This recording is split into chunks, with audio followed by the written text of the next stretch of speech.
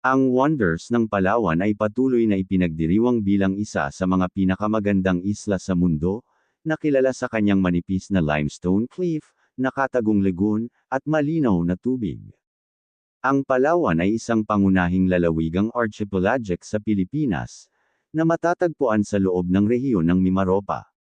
Malawakang kinikilala bilang Philippines' Last Frontier, ito ang pinakamalaking lalawigan sa bansa ayon sa kabuuang lugar at ipinagdiriwang sa buong mundo para sa mga white sand beaches, crystal clear lagoons, and dramatic limestone cliffs.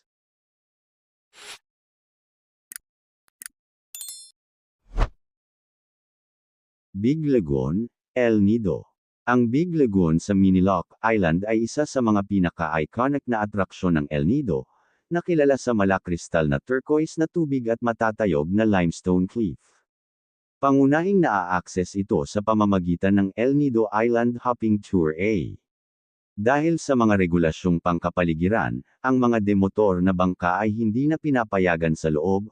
Ang mga bisita ay dapat magkayak upang tuklasin ang mga panloob na cove at mababaw na tubig ng lagoon. Upang mapanatili ang ecosystem, ang mga kap ng bisita ay nasa lugar. Ang mga operator ng bangka ay namamahala ng mahigpit na mga puwang ng oras para sa pagpasok.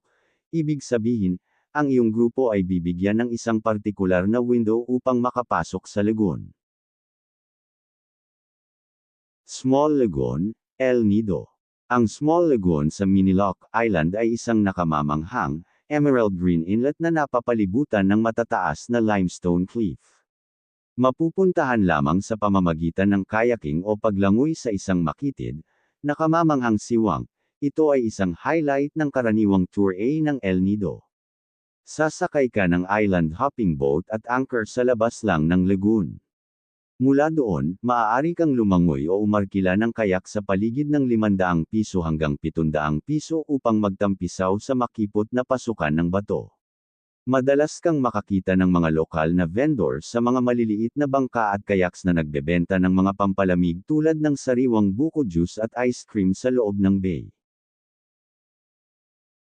Kayangan Lake, Coron. Ang Kayangan Lake, na matatagpuan sa Coron, Palawan, ay kilala bilang isa sa pinakamalinis na lawa sa Pilipinas. Mapupuntahan sa pamamagitan ng 15 hanggang 30 minutong biyahe sa bangka mula sa bayan ng Coron. Ang lawa ay nangangailangan ng maikling 10 hanggang 15 minutong paglalakbay sa 360 matarik na hakbang upang marating. Sa kalagitnaan ng paglalakbay, madadaanan mo ang iconic viewpoint na tinatanaw ang majestic karst landscape at ang Dakang Lagoon. Ang paglangoy at snorkeling ang pangunahing aktibidad, at ang pagsusuot ng life jacket ay sa pilitan. Ang lalim ng tubig ay umaabot ng hanggang 10 metro, ngunit napakalinaw ng visibility na madali mong makikita ang mga rock formation sa ibaba. Ang lawa ay lubhang popular. Fort Barton, San Vicente. Ang Fort Barton ay isang mapayapang coastal village sa San Vicente, Palawan, na matatagpuan halos kalahati sa pagitan ng Puerto Princesa at El Nido. Madalas na inilarawan bilang isang mas tahimik, maaliwalas na alternatibo sa El Nido. Kilala sa rustic charm, white sand beach, at malinaw na tubig, at nakaka-relax na backpacker vibe, nag-aalok ito ng tahimik na alternatibo sa mas abalang mga tourist hub. Dadalhin ka ng mga boat tour sa malinis na puting sandbar, napakarilag na coral reef, at mga prime snorkeling spot kung saan maaari kang lumangoy kasama ng mga sea turtles. Tabon Cave Complex, Quezon. Ang Tabon Cave Complex, na matatagpuan sa Quezon, Palawan, ay kilala bilang Cradle of Philippine Civilization. Ang archaeological treasure na ito ay naglalaman ng higit sa 200 kuweba, kung saan natuklasan ang mga sinaunang fossil ng tao tulad ng Tabon Man, at nagbibigay ng ebidensya ng paninirahan ng tao noong nakalipas na 50,000 taon. Ang pagtuklas ng 16,500 hanggang 47,000 taong gulang na Tabon Man ay nananatiling itinatag ang unang ebidensya ng presensya ng tao sa Pilipinas noong Pleistocene. Higit pa sa anthropological significance nito, Nagtatampok ito ng mga nakamamanghang stalactite at stalagmite formations na ginagawa itong isang rich geological heritage site. Puerto Princesa Underground River. Ang Puerto Princesa Subterranean River ay isang UNESCO World Heritage Site at isa sa New Seven Wonders of Nature. Matatagpuan sa Palawan, nagtatampok ito ng 8.2 na kilometro na navigable underground river na direktang dumadaloy sa dagat.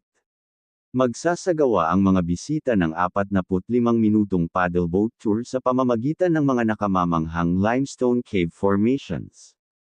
Ang mga nakapaligid na kagubatan at mga tabing dagat ay tahanan ng mahahabang buntot na mekak, monitor ng butiki, at daan-daang uri ng ibon.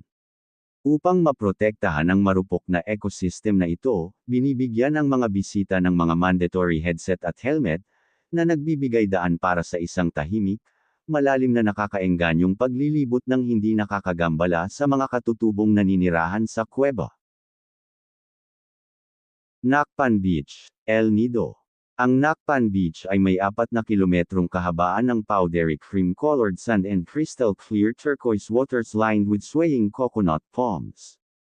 Matatagpuan humigit kumulang 17 kilometro sa hilaga ng bayan ng El Nido sa Palawan, kilala ito sa tahimik, hindi nasisira na mga baybayin at nakamamanghang paglubog ng araw. Maglakad patungo sa katimugang dulo ng Nacpan kung saan nakasalubong nito ang Kalitang Beach at umakyat sa luntiang burol para sa panoramic view ng parehong baybayin. Sikat sa maaliwalas na vibe at nakamamanghang paglubog ng araw, bumubuo ito ng kalahati ng sikat na Twin Beaches sa tabi ng Kalitang Beach. Twin Lagoons, Coron. Ang Twin Lagoon ay isang nakamamanghang natural na atraksyon sa Coron, Palawan na binubuo ng 2 kristal na malinaw na anyong tubig na pinaghihiwalay ng matayog na limestone cliff. Ang panlabas na lagoon ay isang malalim na esmeralda, habang ang nakatagong inner lagoon ay isang tahimik na asul na pool na sikat sa paghahalo nito ng tubig tabang at tubig alat. Sa panahon ng low tide, maaaring lumangoy ang mga bisita sa isang makitid, natural na archway na direkta sa ilalim ng limestone wall upang dumaan sa pagitan ng 2 lagoon. Sa high tide, kapag ang arch ay lumubog, ang mga bisita ay maaaring umakyat sa isang kahoy na hagdanan na itinayo sa bato upang tumawid sa pagitan ng 2 anyong tubig. Dahil ang tubig tabang sa ilalim ng lupa ay nakakatugon sa mainit-init na tubig dagat ng karagatan, ang 2 densidad ay nagsasalpukan, na lumilikha ng isang nakakabighani, bahagyang malabong visual effect habang ikaw ay lumalangoy. Entolula Beach, El Nido.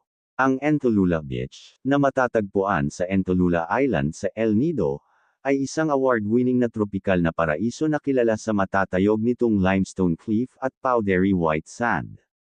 Mapupuntahan lamang sa pamamagitan ng bangka. Ang liblib na hiyas na ito ay isang nangungunang destinasyon para sa paglangoy, snorkeling, at pagre-relax na malayo sa mga tao.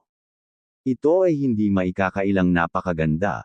Opisyal itong kinilala bilang number 1 best beach in the world ng prestihiyosong The World's 50 Best Beaches.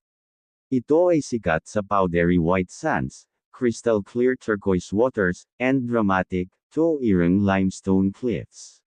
Ito ay mapupuntahan lamang sa pamamagitan ng bangka, karaniwang tumatagal ng 30 hanggang 60 minuto mula sa bayan ng El Nido, na ginagawa itong hindi gaanong matao kaysa sa mga lugar sa mainland. Tabataha Reefs Natural Park, Puerto Princesa. Ang Tabataha Reefs Natural Park ay isang breathtaking, remote marine sanctuary na matatagpuan sa gitna ng dagat sulo, humigit kumulang 150 kilometro timog silangan ng Puerto Princesa City sa Pilipinas, na kinikilala bilang UNESCO World Heritage Site.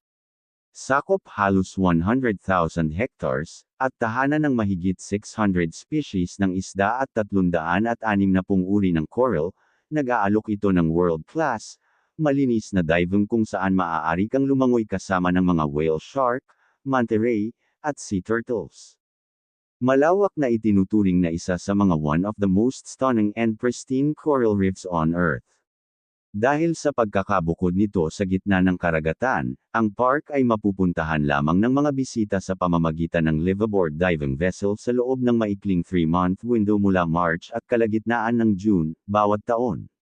Ang maikling panahon na ito, at ang patuloy na presensya ng mga dedikadong park rangers, ay nagbibigay daan sa marupok na ekosistema sa ilalim ng dagat na manatiling napakasigla at hindi nagalaw.